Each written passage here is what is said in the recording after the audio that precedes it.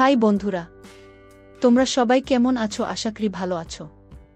চলো এই গল্পে ডুব দেওয়ার আগেই বলে রাখি, লাইক শেয়ার করতে ভুলবেন না এবং আমাদের ইউটিউব চ্যানেলে প্রতিদিন 2টি করে ভিডিও দেখতে হলে চ্যানেলটি এখনই সাবস্ক্রাইব করে বন্ধু হয়ে পাশে থেকো। বন্ধুরা, আজ তোমাদের জন্য একেবারে নতুন কড়াকড়ি ভিডিও নিয়ে চলে এলাম। আশা করি শেষ অবধি শুনলে তোমাদের ভালো লাগবে। তাহলে চলো বন্ধুরা। ঝুম বৃষ্টির রাত, আকাশের গর্জনে ঘর কেঁপে উঠছে। চারদিকে কালো আধার, বিদ্যুতের আলো মাঝে মাঝে জানালার কাছে প্রতিফলিত হয়ে ঘরটাকে ভৌতিক করে তুলছে। রিমির ঘুম আসছিল না। তার স্বামী সৌমেন অফিসের কাজে বাইরে গেছে, ফিরবে কাল সকালে। এমন রাতগুলোতে একা থাকতে তার খুব ভয় লাগে। কিন্তু আজ অন্য একটা অনুভূতি শরীর ও মনে কাঁপুনি ধরাচ্ছে। ঘরের দরজায় আস্তে করে শব্দ হলো, টোক টোক। রিমি ধরফর করে উঠে বসল। এত রাতে কে? বৌদি, ঘুমিয়ে গেছ? দেওর অর্ণবের গলা। রিমির বুকের মধ্যে কেমন জানি একটা ধাক্কা লাগল। অর্ণব তার স্বামীর ছোট ভাই, বয়সে 5 বছরের ছোট, কিন্তু চেহারায় রীতিমতো নায়ক সুলভ। রিমি জানে এই ছেলেটার চোখের ভাষা অনেক কিছু বলে। সে ধীরে ধীরে দরজা খুলে দিল। এত রাতে? বিদ্যুৎ চলে গেছে বৌদি, খুব ভয় করছে। অর্ণব মৃদু হাসল। রিমির ঠোঁটেও এক চিলতে হাসি এলো। সে জানে ভয় অজুহাত মাত্র।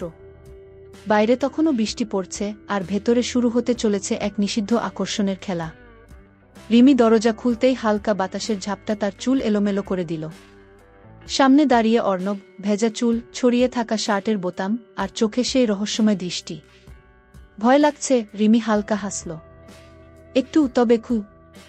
অর্ণব একটু থামল, তারপর বলল, তুমি পাশে থাকলে আর ভয় লাগে না বৌদি। রিমির বুকের মধ্যে কিছু একটা কাঁপল। সে সরে দাঁড়ালো, ইশারায় অর্ণবকে ভেতরে আসতে বলল। ঘর জুড়ে শুধু মোমবাতির আলো। বাইরে বৃষ্টি আর বিদ্যুতের গর্জন, ভেতরে এক অদ্ভুত উত্তেজনার স্পর্শ। অর্ণব চুপচাপ বিছানার পাশে বসল। তুমি জানো, আমি কখনো তোমাকে কেবল বৌদি হিসেবে দেখিনি। রিমির শরীর কেঁপে উঠল। অর্ণব, এসব ঠিক না গু। ঠিক ভুলের কথা বাদ দাও রিমি। শুধু বলো, এই মুহূর্তে আমার কাছে আসতে ইচ্ছে করছে না? শব্দহীন একটা মুহূর্তে। বাইরে মেঘ গর্জালো, বিদ্যুৎ চমকালো, আর সেই আলোয় দেখা গেল রিমির চোখ দুটো অর্ণবের দিকে স্থির হয়ে আছে। কলকাতার এক পুরনো বনেদি বাড়ি, চক্রবর্তী ভিলা। বাড়ির চারদিকে সুউচ্চ পাঁচিল, ভেতরে শতবর্ষ পুরনো ইতিহাস আর অজানা কিছু গোপন অধ্যায়। এই বাড়ির বুড়িমা, বয়স 30-এর কাছাকাছি। স্বামী সৌগত একজন ব্যস্ত ব্যবসায়ী, সারাদিন অফিস আর ট্যুর নিয়েই মেতে থাকে। রিমার মন কিন্তু কেমন যেন অস্থির হয়ে থাকে। এই বাড়ির পুরনো করিডোর, বিশাল ফাঁকা বারান্দা আর সিঁড়ির কোণে জমে থাকা অন্ধকার যেন তাকে কিসের ইঙ্গিত দেয়। আর আছে একজন সব্যসাচী। সব্যসাচী সৌগতের সৎ ভাই। বয়সে 5 বছরের ছোট, কিন্তু গম্ভীর আর চুপচাপ স্বভাবের। তার চোখের দিকে তাকালেই কেমন একটা অদ্ভুত অনুভূতি হয় রিমার। সেদিন ছিল পূর্ণিমার রাত।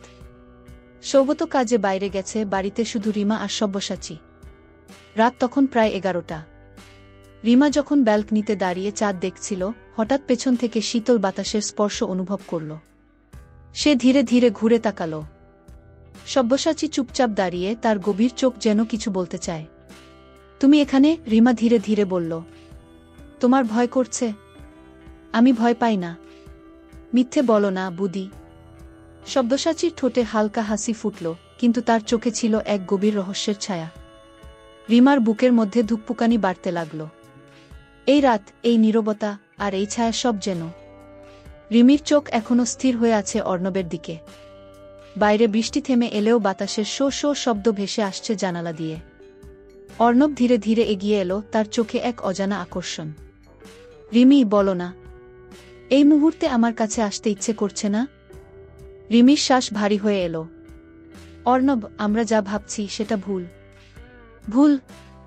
কিন্তু অনুভূতিগুলো সত্যি, তাই না? রিমি চুপ। তার মনে হচ্ছে কিছু একটা তাকে ঠেলে দিচ্ছে এক নিষিদ্ধ পথের দিকে। অজানা কেউ দেখছে। ঠিক তখনই একটা অদ্ভুত শব্দ হলো বারান্দার কোণ থেকে। কে? অর্ণব চমকে উঠল। রিমি দ্রুত পেছনে তাকালো। বারান্দার দরজাটা একটু ফাঁকা ছিল। কেউ কি ওদের কথোপকথন শুনছিল? রিমির শরীরে কাঁটা দিয়ে উঠল। দেখতে হবে না, অর্ণব ফিসফিস করে বলল। দুজন ধীর পায়ে এগিয়ে গেল দরজার দিকে। বাইরে তখনও রাত গভীর, বাতাসে যেন এক অদ্ভুত গোপন রহস্যের গন্ধ। বারান্দার দরজা ঠেলে অর্ণব বাইরে বেরিয়ে এলো। রিমিও ধীরে ধীরে পেছন পেছন এগোল। রাত গভীর, হালকা বাতাস বইছে। কোথাও কোনো শব্দ নেই, কিন্তু কিছু একটা ঠিক নেই। অর্ণব চারদিক তাকিয়ে বলল, বুদি, তুমি কিছু শুনেছিলে, তাই না? রিমি মাথা নাড়ল, তার গলায় শব্দ বেরোল না। ঠিক তখনই হঠাৎ পেছন থেকে একটা ছায়া দ্রুত সরে গেল। কে ওখানে? অর্ণব চিৎকার করে উঠল। রিমি শিউরে উঠল। বাইরের অন্ধকারের মধ্যে যেন একটা অদ্ভুত কাঁপুনি লুকিয়ে আছে। অর্ণব কিছুক্ষণ চারপাশ দেখার পর ফিরে এলো। কেউ ছিল কি না জানি না, কিন্তু আমার মনে হচ্ছে কি? অর্ণব রিমির দিকে তাকালো। কেউ আমাদের দেখছে কি? রিমির মুখ ফ্যাকাশে হয়ে গেল। এই সম্পর্ক, এই মুহূর্ত, এই টানাপোড়েন, সবকিছু কি ধরা পড়ে গেল? বাইরে তখনও বাতাস বয়ে চলেছে। অর্ণব ধীরে ধীরে রিমির দিকে এগিয়ে এলো, তার গভীর চোখ রিমির চোখে স্থির। রিমির বুক ধুকপুক করছে, শরীর কাঁপছে। সে কি ভুল পথে পা বাড়িয়েছে? রিমির মনে ভয় জমতে শুরু করল। আমাদের গোপন গল্প কি সত্যিই গোপন থাকবে? অর্ণবের কথাগুলো যেন তার কানে প্রতিধ্বনিত হচ্ছে। সে জানে এ সম্পর্ক স্বাভাবিক নয়। সমাজ, পরিবার, সবকিছু এ সম্পর্ককে নিষিদ্ধ ঘোষণা করবে। তবু কেন অর্ণবের দিকে তার অদ্ভুত এক টান অনুভূত হয়? ঠিক তখনই দরজার উপাস থেকে আস্তে করে কাশির শব্দ শোনা গেল। কে? অর্ণব ধীরে ধীরে দরজার দিকে এগিয়ে গেল। দরজা খুলতেই সামনে দাঁড়িয়ে সৌগতের মা, অরুণা দেবী। রিমির মাথা ঘুরে গেল। এত রাতে তোমরা এখানে কি করছো? অরুণা দেবীর গলা ছিল শান্ত, কিন্তু চোখে এক ধরনের সন্দেহ। রিমি কিছু বলার আগেই অর্ণব বলে উঠল, বাইরে একটা শব্দ শুনতে পেয়েছিলাম, তাই দেখতে এলাম। অরুণা দেবী কিছুক্ষণ চুপ করে রইলেন, তারপর রিমির দিকে তাকিয়ে বললেন, বুমা, তুমি আমার সঙ্গে এসো। রিমির মনে কাঁপুনি ধরল। সে কি সব জেনে গেছেন? অরুণা দেবী রিমিকে নিয়ে উপরের ঘরের দিকে হাঁটতে লাগলেন। দরজা বন্ধ করেই তিনি ধীরে ধীরে বললেন, আমি তোমাকে মা বলে মনে করি রিমি, কিন্তু মায়ের চোখ ফাঁকি দেওয়া কঠিন। রিমির বুকের মধ্যে ধুকপুকানি বেড়ে গেল। কি বলতে চাইছেন মা? অরুণা দেবী ধীরে ধীরে চেয়ার টেনে বসলেন। অর্ণব ছোট, ওর আবেগও অল্পতেই বশ মানে। কিন্তু তুমি তো বড়, তুমি কি বোঝো না কোনটা ঠিক, কোনটা ভুল? রিমির চোখ ছলছল করে উঠল। আমি কিছু ভুল করিনি মা। নিজের মনকে জিজ্ঞেস করো রিমি, সত্যিটা তুমি জানো? রিমির গলা শুকিয়ে এলো। সে কি ধরা পড়ে গেছে, নাকি এখনো সময় আছে নিজেকে সামলানোর? বাইরে তখনও বাতাস বইছে। রিমির শরীর ঠান্ডা হয়ে গেল। অরুণা দেবীর কথায় সে বুঝে গেল তার সন্দেহ জন্মেছে। কিন্তু তিনি কতটুকু জানেন? তার মাথায় তখন একটাই প্রশ্ন, এই সম্পর্ক কি সত্যিই ধরা পড়ে গেছে, নাকি এখনো সময় আছে সবকিছু ঠিক করার? ঠিক তখনই দরজার বাইরে পায়ের শব্দ। রিমি দ্রুত ঘুরে তাকাল। দরজার সামনে দাঁড়িয়ে আছে সৌগত। সে আজই ফিরেছে, কারো কিছু জানানোর আগেই। তার মুখে গভীর অন্ধকার, চোখে বিদ্ধ করার মতো তীক্ষ্ণ দৃষ্টি। তাহলে আমার সন্দেহে সত্যি? রিমির পুরো শরীর জমে গেল। অর্ণব ধীর পায়ে এসে দাঁড়ালো পেছনে, কিন্তু তার মুখ ছিল অনিশ্চিত। সৌগত, তুমি ভুল বুঝছ, রিমি অসহায়ের মতো বলে উঠল। সৌগত হাসল, একটা ঠান্ডা, ভয়ঙ্কর হাসি। ভুল? রিমি, আমি কি বোকার মতো কিছুই বুঝতে পারছিলাম না ভেবেছিলে? তারপর সে একটা মোবাইল তুলে ধরল। স্ক্রিনে স্পষ্ট রিমি আর অর্ণবের কিছু ঘনিষ্ঠ মুহূর্ত ধরা পড়েছে। রিমির পা থেকে মাটি সরে গেল। আমি সব জানতাম রিমি, বহুদিন ধরেই। শুধু অপেক্ষা করছিলাম তুমি নিজে কবে স্বীকার করবে। অর্ণব ভেতর থেকে কিছু বলতে গিয়েও থেমে গেল। রিমি কেঁপে কেঁপে বলল, তাহলে তুমি এতদিন চুপ ছিলে কেন? সৌগত এবার অর্ণবের দিকে তাকালো।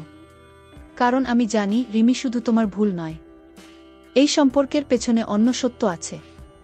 রিমির চোখ বড় হয়ে গেল। অন্য সত্য?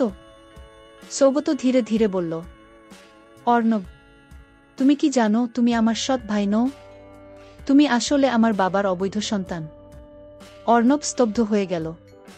কি কি বলছো দাদা? হ্যাঁ, মা জানতেন না, কিন্তু আমি জেনেছিলাম অনেক আগেই। তুমি আমাদের বাবার অন্য এক নারীর সন্তান। আর রিমি, সে সেই সম্পর্ক না জেনেই তোমার প্রতি দুর্বল হয়ে পড়েছে। ঘরের ভেতর একটা বিস্ফোরণের মতো নীরবতা নেমে এলো। অর্ণব পেছনে সরে গেল। রিমির চোখ দিয়ে টপটপ করে জল গড়িয়ে পড়ল। অর্থাৎ এই সম্পর্ক শুরু থেকেই অভিশপ্ত। অর্ণব কিছু না বলেই বেরিয়ে গেল।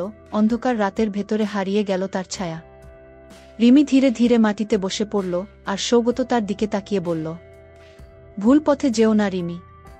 সত্যিটা জানার পরও যদি তুমি সেই পথেই এগো, তাহলে ধ্বংস অনিবার্য। রিমি আর কিছু বলল না।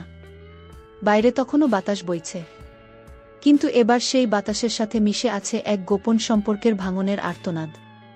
বন্ধুরা, ভিডিওটি ভালো লাগলে লাইক, কমেন্ট, শেয়ার করে চ্যানেলটি সাবস্ক্রাইব করে পাশে থেকো।